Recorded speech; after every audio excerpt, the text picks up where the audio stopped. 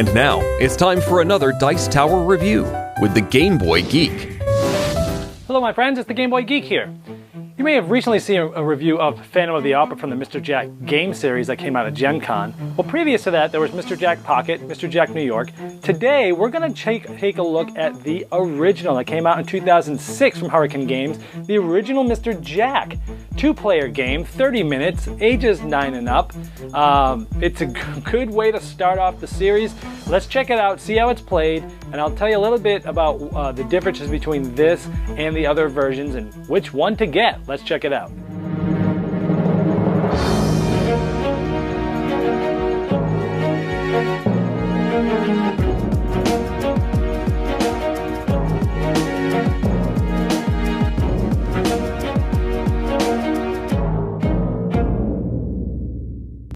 Okay, Mr. Jack is set up, and it's always set up the same way every time you play it. You see there's 8 characters around the board, and how the game works is it gets played over 8 different rounds. Now, one player is going to be Mr. Jack, and at the beginning of the game, he's going to take one of these cards and shuffle them, and he's going to take one of them, and he is going to be sort of this gentleman, the Inspector Lachard, the blue character. He has sort of disguised himself as this character, so that is who he is for the whole game. Now, the object of the game is Mr. Jack is trying to either last through all 8 rounds without being caught and arrested, or he's trying to escape out through an open city gate before the 8th round. In this case, this would be the blue character. The inspector is trying to find him and arrest him before he does either of those things, gets out through the city gate or gets through the 8th round. How the round structure works is these character cards, they're shuffled. There's 8 of them, 1 for each of the characters on the board, and 4 of them will be placed up on the side of the board. And what happens is in the first round, the inspector will pick one of them. They'll get the first action, but they only get to take one of them. They will use one of these people, they'll do their moves, and they will, resolve their moves. We'll talk about that later. Then Mr. Jack gets to pick 2 in a row. So maybe he picks this guy, and then the inspector gets the last move that's left. Now, they resolve the question of, can Mr. Jack be seen? Now, as you can see, some of these people are next to lights. Here, these 4 are next to lights. This guy is not. Anytime someone is next to a light, or if somebody's next to a player, these players can be seen. If they're alone and they're not next to a light, these 4 players cannot be seen. At the end of each round that we just showed, the questions ask, can Mr. Jack be seen? Well, we know that this is me. Let's just say this was the end of the round. He would say, can Mr. Jack be seen? Since I'm next to a light or a person, I can be seen. Which means that anyone that can't be seen is innocent and can be flipped over. Like that. So it's a process of elimination that happens over the rounds. And so now the inspector has narrowed it down actually in half to only one of these 4 characters. So the next round would start. The last 4 character cards, since there's only 8 characters, and we do 4 per round, so the other 4 that weren't used in the first round will get used here. And it's the same type of thing, but it's swapped in reverse. In this case, Jack gets the first move, and he picks one of his guys. He does the movement. Then the inspector gets two moves in a row, so they would maybe pick this guy and do his moves. And then Mr. Jack gets the last move that's there. And then again, the question would be asked, can Mr. Jack be seen? Now, there is a card here, the scene card, the witness card they call it. This side is seen. As you can see, his face is lit up. This side is dark, he cannot be seen. In any round, so at the end of this, let's just say this gentleman was here at the end of the round, and let's just say this guy was over here, and at the end of the round we said, could Mr. Jack be seen? And we know that this is him. The answer would be no, he can't be seen, which means since these guys can be seen, they're innocent, and now they have me narrowed down to one of these 2 guys. This gets flipped over, and now Mr. Jack cannot be seen, which means on any round afterwards, when this can't be seen, Mr. Jack has an opportunity to escape out through one of these open paths. That's one way to victory, is escaping, but he can only do it when he has not been seen in a previous round. We're going to take a look at the character moves and special abilities now. Jerry and Bert, the orange character, he moves 1 to 3 hexes, and then either before or after his movement, he can change and swap out a manhole cover. So as you see, we have a manhole cover here and a manhole cover here. After his movement, he can move 1 to 3 hexes, and after he moves, he must take one of these and move it to somewhere else that covers it. Now in normal movement, people can go 1, 2, 3 and hop from manhole to manhole. So covering that stops people from doing that.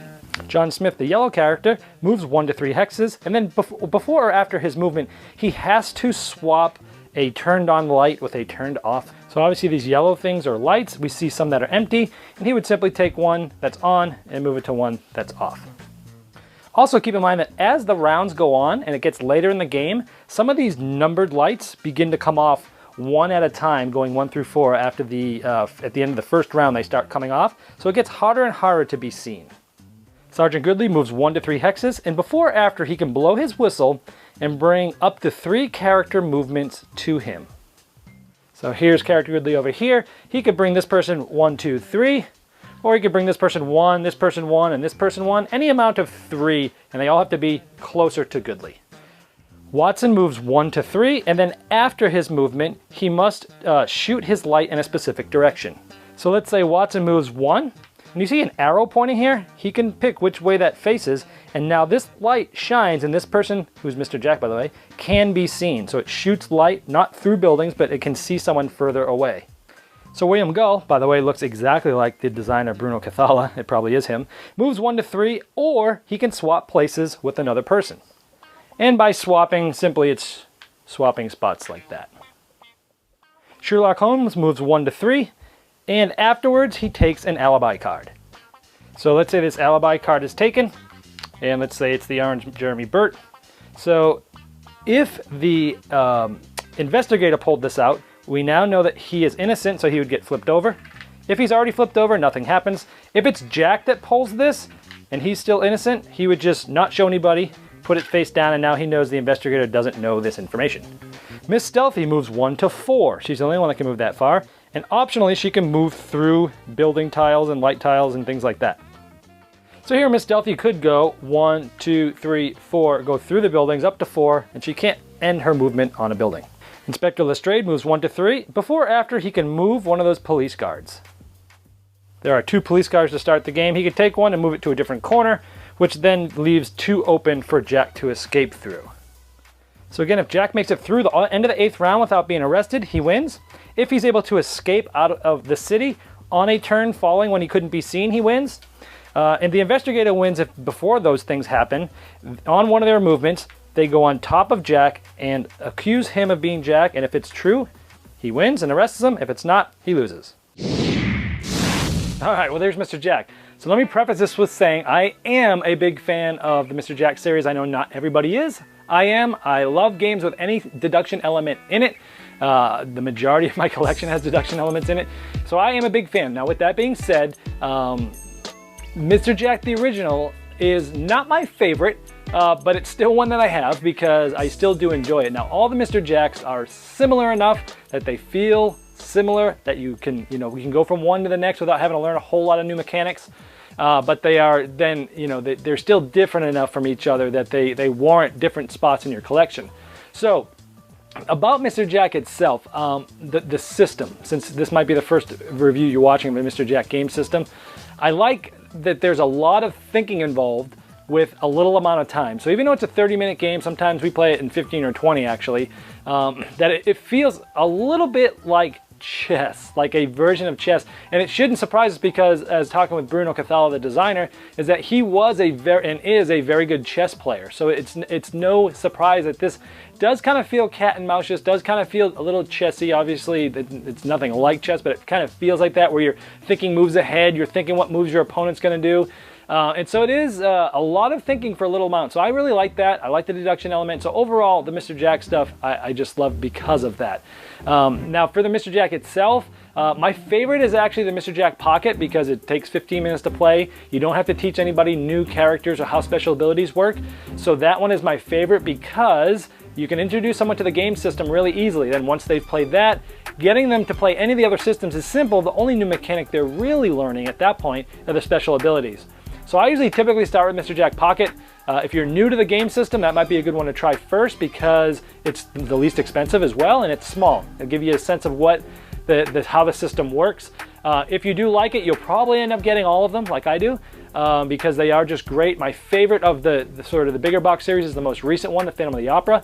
My problem with the original one was after statistical plays, after thousands of them, tens of thousands, the investigator wins 60% of the time, so there is a 60-40 unbalance, which isn't terrible because if you're playing with a new person, hey, you can play the Jack character and it's going to be harder for you to win normally, but if you play with someone easy, that might kind of even it up a little bit.